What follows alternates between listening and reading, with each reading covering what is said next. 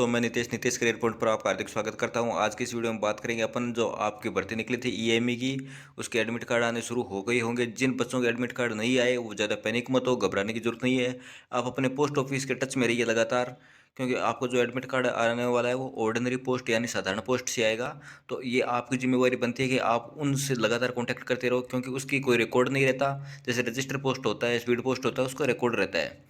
Ordinary post का कोई record नहीं रहता, तो पोस्टमैन कहीं भी फेंक देंगे, आपके पास पहुंचाएंगे, नहीं पहुंचाएंगे तो उनकी जिम्मेदारी नहीं बनती, ये आपकी जिम्मेदारी बनती है, क्योंकि एग्जाम आपका है। तो आप लगातार उनके टच में रहिए, उनसे पूछते रहिए, चाहे नंबर से पूछो, कॉल करके पूछो, या फिर आप वो खुद पोस्ट ऑफिस में जाके पता कीजिए। तो आज की इस वीडियो में अपन बात करेंगे जो आपकी ईएमई एग्जाम में 15 क्वेश्चन आने वाले इंग्लिश के। आज 15 की बात करेंगे अपन, कल 15 क्वेश्चन और लेके आऊँगा, क्योंकि एक साथ इतने ज़्यादा क्वेश्चन लेके आएंगे तो वीडियो बहुत ज़्यादा लंबा हो जाएगा। ठीक है, तो जितना हो सके मैं शॉर्ट में बताने की कोशिश करूंगा, ताकि वीडियो भी लंबा ना हो और आपको ज़्यादा बोरिंग फील मत हो, और आपको एक आइडिया लग जाए कि किस टाइप से क्वेश्चन आ रहे हो और पहले पिछली बार किस टाइप से आए थे। उन सब के अपन बात करेंगे। जैसे आप पहला क्वेश्चन देख पा रहे होंगे, इसमें आपको एंटोनियम यानी विलोम शब्द पूछा है। विलोम शब्द किसका पूछा है? Of the word in brackets to fill in the blank है। अब ब्रैकेट में आपका वर्ड है डिस्ट्रैक्शन। डिस्ट्रैक्शन का मतलब क्या होता है? जैसे मतलब किसी चीज़ को अपना ध्यान भटका देते हैं ना, कुछ उल्टा पुल्टा सा कर देते हैं, उस हिसाब से। तो इसका विलोम शब्द क्या हो सकता है? इसका क्रिएशन होगा। ठीक है, मतलब कोई चीज़ को क्रिएट करना, मतलब अपनी तरफ ध्यान आकर्षित करना। तो इस सेंस में इसका वर्ड है। अगला क्वेश्चन है आपका, select the most appropriate synonym of the given word. Broad का आपको एक सिनोनियम्स यानी समानार्थिक शब्द बोल सकते हैं इसको अपन है। तो वो क्या होगा? तो ब्रॉड का मतलब भी ऐसे वृहत दर से बोल सकते हैं, उसको पनोरमा भी बोलते हैं। पनोरमा भी एक इंग्लिश वर्ड है। और वाइड का मतलब भी खूब चौड़ा और बड़ा दृश्य। ठीक है। तीसरा है आपका, select the most appropriate option fill in the blank है। द डॉग रेन है, the garden chasing the cat है। अब डॉग है वो गार्डन के ऊपर तो बिल्कुल नहीं दौड़ेगा, तो एट बिल्कुल नहीं हो सकता।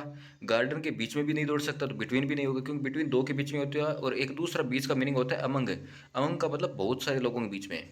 ओवन मतलब ये भी ऊपर का ही मीनिंग है, तो उतना हो नहीं सकता। एक्रोस यानी गार्डन के आर पार।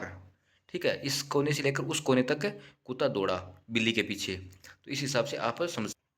हालांकि मैंने जो क्वेश्चन सही है उसके नीचे एक ग्रीन कलर की अंडरलाइन दे दी है, और बहुत पतली सी दी है, जिससे आपका ध्यान भी तो भंग मत हो, और साथ में आप लोगों को थोड़ा आइडिया भी लग जाए कि ये क्वेश्चन सही है। क्योंकि अभी आपको तैयारी करने के लिए आपके पास टाइम नहीं बचा है। बस आपको बस इतना ध्यान में रहना चाहिए कि इनमें से अगर 5 क्वेश्चन भी आपके पढ़ते हैं तो आपके 5 नंबर पक्के हैं। आपके दिमाग में सेट होना चाहिए, चाहे तुक्का ही लगे, तो आपके नंबर लाने जरूरी है। अगला क्वेश्चन है, identify the sentence which with the incorrectly spelled word, यानी इनमें से कौन सा ऐसा सेंटेंस है जिसमें आपको इनकरेक्ट वर्ड दिख रहे हैं। तो इसमें आपका तीसरा ऑप्शन है जो मैंने अंडरलाइन कर दिया है आपका, सिलेक्ट द मोस्ट अप्रोप्रिएट। इसमें आपको मुहावरा पूछा गया है। ईडीएम का मतलब होता है मुहावरा। तो इसका क्वेश्चन क्या है? When it comes to cooking she can really think creatively and unconventionally to create unique dishes that surprise everyone. इसका मुहावरे का अर्थ क्या है? तो इसका अर्थ सीधा से आउटसाइड द बॉक्स। ठीक है, ये आपको मुहावरा है। अगला छठा क्वेश्चन है। छठे क्वेश्चन में आपको फिल इन द ब्लैंक ही भरना है। It is a sin against God and humanity. Sin का मतलब होता है पाप, और अगेंस्ट का मतलब विरोध में या खिलाफ बोल सकते हैं। गॉड मतलब भगवान होता ही, ह्यूमैनिटी मतलब मानवता। तो इसमें आपको 4 ऑप्शन दिए गए, इनमें से आपको कौन सा सबसे अच्छा लगता है, कौन सा ज़्यादा सही फिट बैठ रहा है, तो आपका इसमें डिस्क्रेट ज़्यादा सही रहता है। ठीक है। Teacher gave the student Khalistan instruction before the exam. तो एग्जाम से पहले जो टीचर होता है वो किस टाइप के इंस्ट्रक्शन देता है बच्चों को? तो ग्रेट महान इंस्ट्रक्शन तो बिल्कुल नहीं देता होगा। स्ट्रॉन्ग ये भी ज़्यादा ठीक नहीं है।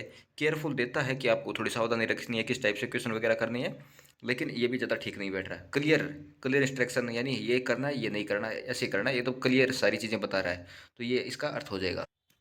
अगला जो है इसमें आपका एरर पूछा गया है। पूरा सेंटेंस ये है, यहाँ से स्टार्ट हुआ है। He spoke passionately about his favourite book, articulating his thoughts clear and engaging everyone in A lively discussion about it's themes. तो इसमें आपका जो बी ऑप्शन है, आर्टिकुलेटिंग हिज थॉट्स क्लियर, यहाँ पर आपका ग्रामेटिकल मिस्टेक है, तो इस हिसाब से आपके क्वेश्चन आएंगे। ठीक है, इसमें आपको इस टाइप से टिक करना है। अगला जो ऑप्शन है इसमें आपको खालिस्तान भरना है, कौन सा ऑप्शन है वो ज़्यादा ठीक रहेगा?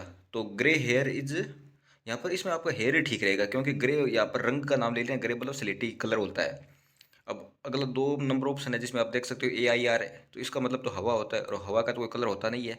इसी हिसाब से अगले वाले ऑप्शन है, तो हेयर मतलब बालों का जो रंग है वो ग्रे ग्रे हो सकता है।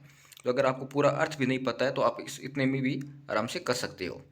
13 नंबर क्वेश्चन है आपका। इसमें आपको 4 ऑप्शन दिए गए हैं और चारों में असाइनमेंट की स्पेलिंग लिखी गई है, हालांकि इनमें से 3 गलत है और एक सही है। तो आपको फॉर एग्जांपल के लिए the student had to write an essay for their assignment है, तो ये असाइनमेंट ये तो अपने आप में गलत है ही। इसके अलावा 3 ऑप्शन और भी गलत है, लेकिन इनमें से सही कौन सा ये आपको बताना है। तो इसमें आपका 1 नंबर सही रहने वाला है, ठीक है। अगला 12 नंबर है। इसमें भी आपका एक ग्रामेटिकल मिस्टेक के बारे में पूछा गया, ग्रामेटिकल एरर क्या होगा। तो इसमें आपका तीसरा ऑप्शन होने वाला है। 13वें की बात करें तो आपका एंटोनियम्स यानी विलोम शब्द पूछा गया है। तो फ्लुएंट, फ्लुएंट का क्या अर्थ होता है, जैसे अपन कहते हैं ना you can speak fluent English, मतलब एक स्पष्ट रूप से कोई चीज़ बोलना, ठीक है। और हाइड का मतलब होता है छिपाना। तो ये दोनों एक दूसरे के विलोम शब्द हो गए, विपरीत हो गए, एकदम उल्टी हो गए। तो इसमें आपको उल्टा शब्द पूछा है, तो इसमें आपका हाइड हो जाएगा। अगला जो 14वां है, 14वें में है कि मैन इन ऑफ स्ट्रा, ये आपका एक मुहावरा है, ठीक है। तो इसका अर्थ क्या होता है। तो ये 4 ऑप्शन दिए गए, इनमें से कौन सा आपको ठीक लगता है। तो इसमें आपको थर्ड है वो आपका ठीक रहने वाला है। A person who is disregarded as lacking character और मोरलिटी, ठीक है।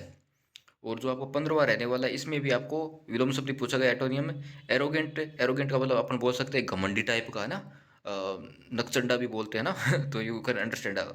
तो इसमें 15वें में आपका थर्ड हम्बल, मतलब बहुत ही ज़्यादा नर्म स्वभाव का होता है ना, जिसको अपन नम्रता बोलते हैं, जेंटली। तो एरोगेंट का उल्टा हो जाएगा आपका हम्बल। तो आपके 15 क्वेश्चन कंप्लीट हो गए। आप लोगों इनको अच्छे से तैयार कीजिए।